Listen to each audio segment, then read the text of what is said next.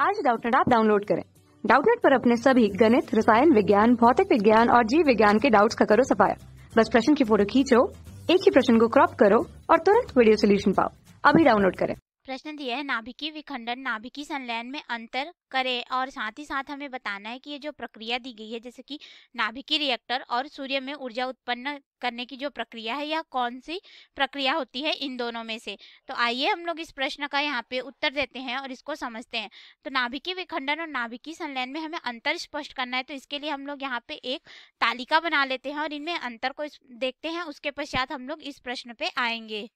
इस तरह से हमारे पास नाभिकीय विखंडन अभिक्रिया में क्या होता है कि इसमें प्रक्रिया में जो भारी नाभिक होता है ये हमारे पास हो गया भारी नाभिक, यह दो समान हल्के नाभिकों में इस तरह से परिवर्तित हो जाता है, यानी कि विखंडित हो जाता है। हल्के नाभिकों में यह विखंडित होता है या फिर विभक्त हो जाता है। और अगर नाभिकीय संलयन की बात करें तो इसमें हल्के नाभिक जो होते हैं संलयित होकर के यानी कि पास पास आ करके एक में संलयित हो जाते हैं और एक भारी नाभिक का निर्माण करते हैं। यहाँ पे एक भारी नाभिक बनता है। इस दोनों ही प्रक्रिया में अत्यधिक मात्रा में हमें ऊर्जा जो है प्राप्त होती है।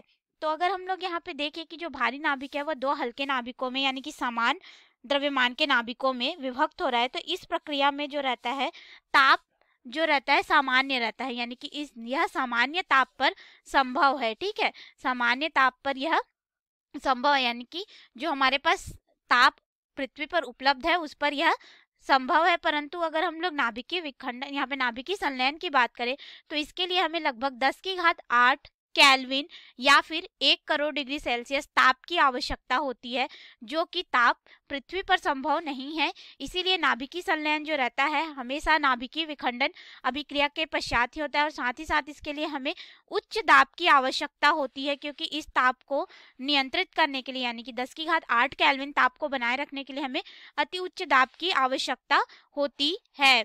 अब अगर हम लोग यहाँ पे देखें कि इनमें और क्या अंतर है, तो देखिए हमें जो नाभिकीय विखंडन होता है उसमें प्रति विखंडन जो मुक्त ऊर्जा रहती है वो अत्यधिक होती है। लगभग यहाँ पे अगर हम लोग मुक्त ऊर्जा ई से दर्शा दे इसको, ई आर से यानी कि एनर्जी रिलीज जो हो रही है वो लगभग 200 मेगा इलेक्ट्रॉन वोल्ट होती है। और अगर हम लोग संलयन की बात करें तो इसमें जो रहता है प्रति संलयन जो विमुक्त ऊर्जा होगी, हमें यहाँ पे ऊर्जा जो प्राप्त होगी वह ऊर्जा का मान जो रहता है वह कम रहता है, लगभग 24 मेगा इलेक्ट्रॉन वोल्ट की कोटि का ये होता है। अब अगर हम लोग यहाँ पे देखें कि नाभिकीय विखंडन और संलयन में और क्या यहाँ पे अंतर है, तो नाभिकीय विखंडन जो होता है उसमें विखंडन योग्य पदार्थ जैसे कि यूरेनियम 92, 238 या फिर हमारे पास जो पोलोनियम है ये सभी जो है एक सीमित मात्रा में उपलब्ध है हमारे पास। और अगर हम लोग संलयन योग्य पदार्थों की बात करें तो यह अधिक मात्रा में उपलब्ध है, यह अधिक मात्रा में उपलब्ध है। जैसे कि हाइड्रोजन जो होता है इसका संलयन सबसे अधिक होता है, तो यह अधिक मात्रा में उपस्थित है। और जो विखंडन योग्य पदार्थ होते हैं यह रेडियो एक्टिव होते हैं। कैसे होते हैं? रेडियो एक्टिव यानी कि रेडियो सक्रिय पदार्थ होते हैं जो अपने में से अल्फा, बीटा और गामा विकिरणों का लगातार उत्सर्जन करते रहते हैं।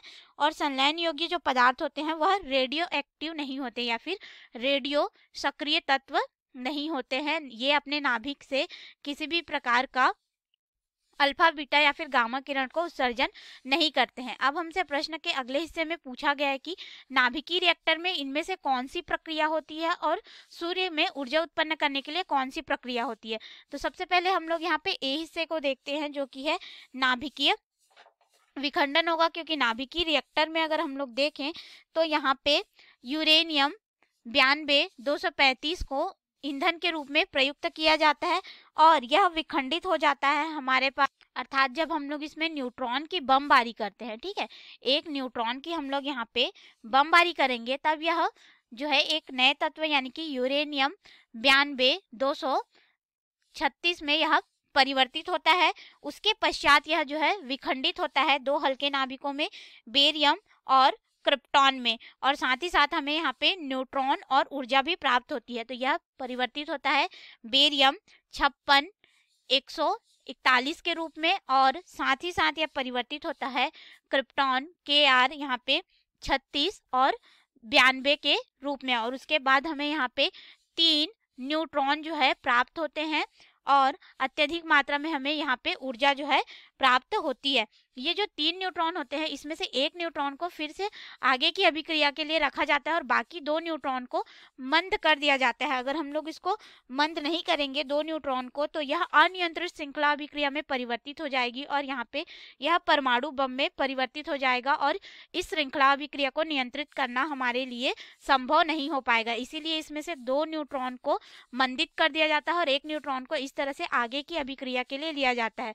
तो नाभिकीय रिएक्टर में जो अभिक्रिया होती है वह है नाभिकीय विखंडन की अभिक्रिया। नाभिकीय विखंडन की अभिक्रिया होती है। अब हम लोग अगर देखें कि सूर्य में कौन सी अभिक्रिया होती है जो सूर्य में ऊर्जा का स्रोत है, तो यह होता है नाभिकीय संलयन। इसमें क्या होता है कि जो हाइड्रोजन रहता है नाभिकीय संलयन की अभिक्रिया में प्रोटॉन जो रहता है ड्यूट्रॉन और हीलियम में परिवर्तित होता है। यानी कि देखो यहाँ पे क्या होता है, इस तरह से हमारे पास प्रोटॉन है और यह प्रोटॉन जो रहता है संलयित होकर के ड्यूट्रॉन बनाता है इस तरह से हमारे पास, और एक ड्यूट्रॉन जो रहता है एक पॉजिट्रॉन भी उत्पन्न करता है। तो इस तरह से ये हाइड्रोजन के समस्थानिक के रूप में हमें प्राप्त होते जाते हैं और हमें यहाँ पे अत्यधिक मात्रा में ऊर्जा लगभग 0.42 मेगा इलेक्ट्रॉन वोल्ट की ऊर्जा मिलती है। और ये जो हमारे पास आया है ड्यूट्रॉन, तो 2 ड्यूट्रॉन मिल करके हल्का हीलियम समस्थानिक बनाते हैं। जो दूसरी अभिक्रिया हमारे पास यहाँ पे हो जाएगी इस तरह से होगी, यहाँ पे 2 ड्यूट्रॉन मिल करके हल्का हीलियम नाभिक बनाते हैं और यहाँ पे फिर से न्यूट्रॉन जो है निकलता है और ये न्यूट्रॉन के बाद हमें यहाँ पे ऊर्जा प्राप्त होती है 3.27 मेगा इलेक्ट्रॉन वोल्ट की। उसके पश्चात 2 ड्यूट्रॉन मिल करके एक ट्राइटियम बनाते हैं और एक प्रोटॉन बनाते हैं।